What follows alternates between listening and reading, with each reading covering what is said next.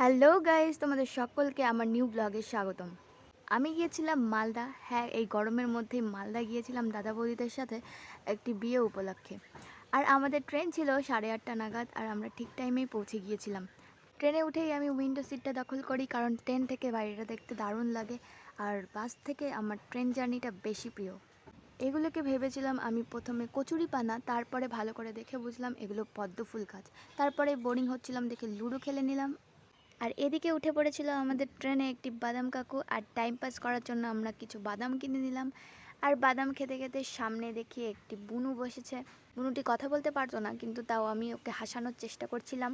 আর এটা ছিল মালদার আম বাগান আর খেজুর বাগান। দেখতে দেখতে 4 ঘন্টা পেরিয়ে গেল, আর আমরা পৌঁছে গেলাম মালদায়। আর এটা ছিল মালদা স্টেশন। মালদাতে প্রচুর গরম ছিল। তারপরে আমরা লিফট দিয়ে উপরে উঠে গেলাম। আমের শহর বলে কথা, তাই আমরা কিনে নিলাম আম। তো দেখা হচ্ছে পরে ভিডিওতে, টাটা।